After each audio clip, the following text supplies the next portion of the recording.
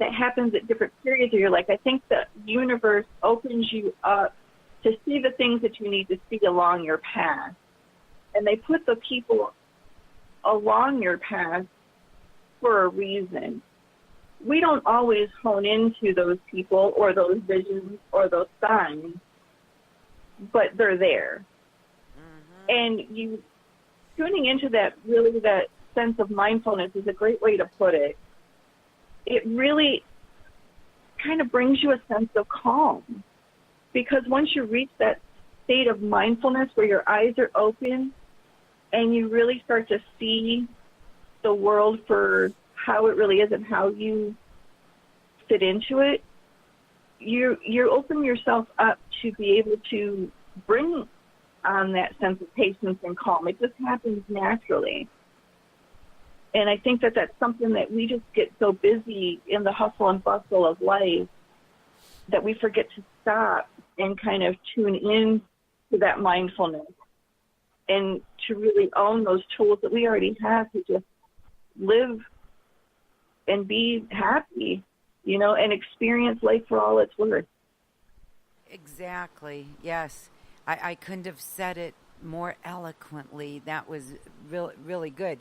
And I hate that word busy.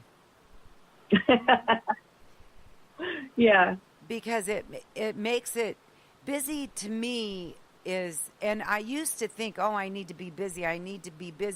And I think that it's something in our culture right now that is very prevalent, that little busyness, like little bees always buzzing around, and we're teaching our children that, and we're forgetting to be mindful, and especially young moms that have to have their kids in everything. Why?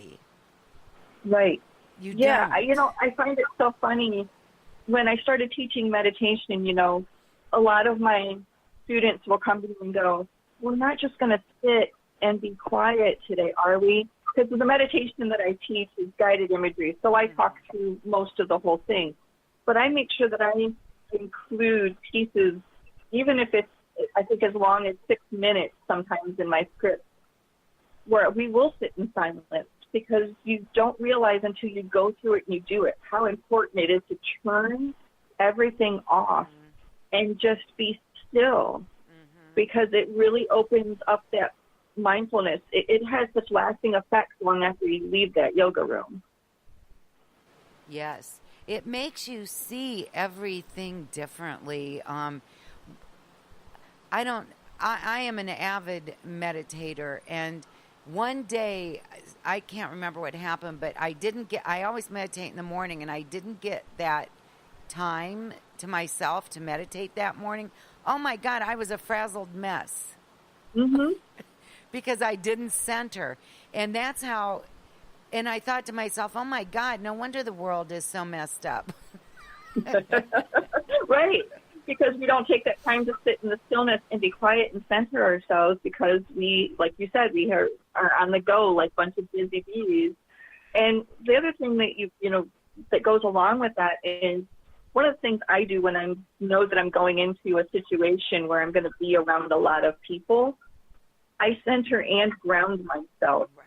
Because I don't know what others are bringing into my bubble. Yep. We have so many people with so many energies, and they could be dealing with whatever. And being an empath, I pick up on that. And so to keep myself from getting drained, I have to center and ground myself before going into that situation, because that's the best way that I can help myself, and I can't help others if I don't help myself first. Oh man, you said so many good things just in that one sentence. And people listen to what she just said, because this is so important. Centering and grounding, what does that do for us, Nora? Well, it helps us to tune into our energies and the universal energies, the divine energy, as I like to call it, to kind of protect us and protect our energy, so that we don't get drained from others' negativity or their discourse. And it allows us to be able to tune into that positive energy and find that balance, because going to be that negativity. We just talked about that a little bit ago. It's important to find that balance, and it's going to happen. But negative energy, it takes 3 positives to be able to replace a negative comment or a negative energy. So being able to ground yourself and center yourself before you get into, a crowd, family reunion, before you go to work, whatever it might be, to be able to do that, you're protecting yourself and your energies and saying to people in an energetic way that it's okay if you enter my bubble because I'm protected. And so therefore you've helped yourself, and then their negativity that's coming off of them is going to be less and less effective. You're going to be less and less affected by their energy and be able to help them maybe through whatever they might be going through.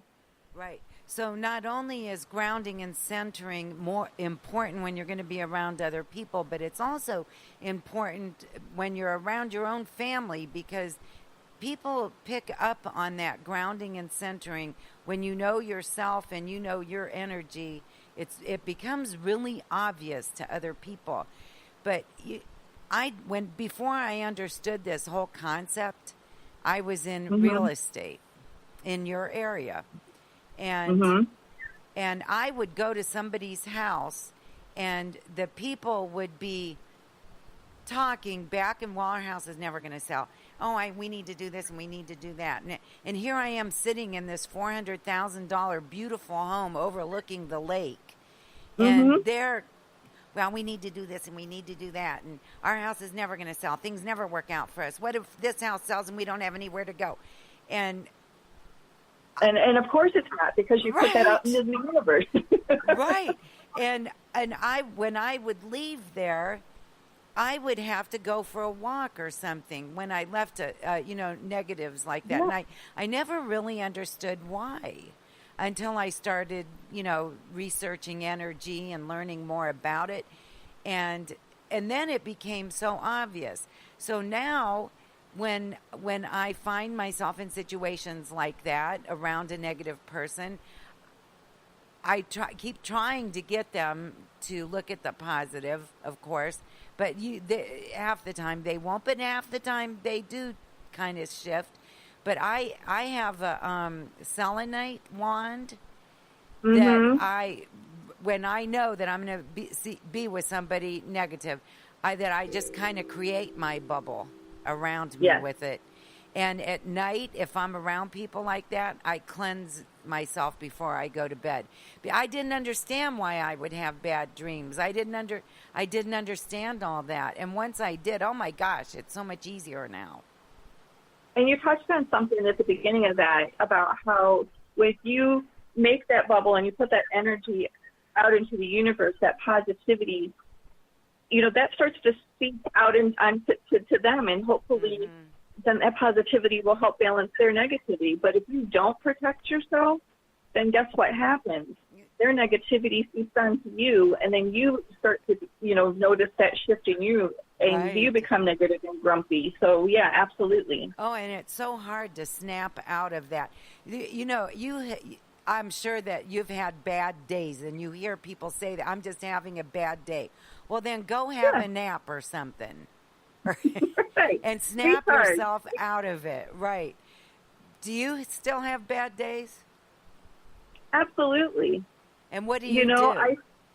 Go ahead. What do you do? Like you said, sometimes I will just go take a nap, or I'll go for a drive, or I'll go to a park and turn off my phone and just disconnect from social media and any blue screens and just be. Sometimes I'll sit and color. I know it sounds very silly, but I think we forget after a certain age to hone into that inner child, because we're told to stop being childish and stop, this and stop that. But I think it's so important to do those things because it helps us connect with our mind in a way that really helps us, with everyday life. We tune out that creativity part of our brain unless we're using it for something, that we do every day, unless we have that artistic, job or whatever that we might be doing. But otherwise, society tells us to stop being a child. So yeah, I'll just go and sit at the park, or I have a swing set out back because I have grandchildren, so I'll go swing or lay in my hammock. Yeah. I love that. That's so fun. Yes. And that's exactly right. We get so caught up in adulting that we forget who we really are and how to have fun. And I don't mean fun by going out dancing and drinking. I mean fun by skipping and swinging and stuff that you mentioned. Laughing until your sides hurt. Yes. Yes, we forget that, and we take ourselves too seriously, and we get caught up in that whole adulting thing. And we need to, all of us need, not just some of us, all of us need to let that go. And just like 2 days ago, I was doing this meditation. It was a guided meditation by Deepak Chopra. And it was all about, and as you manifest, to come into that manifestation as a child would. Yeah. And it really made me stop and think about how our minds are warped, really. How much stuff we really have to unlearn. Yeah. If you go back and look at any situation it might be, whatever you might be faced with, if you're having a bad day or if something negative is going on in your life, go back and look at it through the eyes of your 7-year-old self. And how would your 7-year-old self look at that? If it is a detriment and it's going to be harmful to that 7-year-old self, then it's probably something really serious that, you need to pay more attention to. If your 7-year-old self can give 2 cares about it, then you probably shouldn't be concerned with it now either. That's a really good thing. Boy, I like you, Nora. I'm so glad that you, Thank you. I like agreed. You too. Thank you. I'm so glad you agreed to come on the show. So when you're working with people that are just starting to know that there's more to life than just the humdrum existence, and they become searchers. I think that there's a point in most people's lives that all of a sudden they know that there's more out there. What would be the first things that you would say to them? Well, that is a great question. I would probably say to them, what is that more that you want to get out of life? And I would encourage them to either make a vision board or just make a list of what those things are, those top 5 things are that you want to get more out of life. And really just start to work through those and make them happen, because no one's guaranteed tomorrow. Nobody has an expiration date stamped to the bottom of their foot and knows exactly when their end time is going to be. So you have to really get the most out of each moment, because tomorrow and the next moment is not going to be promised. So that's what I would tell people. And this is coming from somebody who has survived a lot of health issues. So I speak from very personal experience when I'm saying I just try to live moment to moment, because if I worry about stuff that I have to do tomorrow or Friday or the weekend, then I'm not enjoying the here and now. And I'm going to either miss out on something that could have been either vitally important to myself or someone I love. So enjoy now. Very, very, very good. And that's the other thing. But as a coach, when I sit down with people, one of the first things I ask them is what they want to accomplish in coaching. And it's always something they want to get over, something that happened in the past, or they want to alter their future.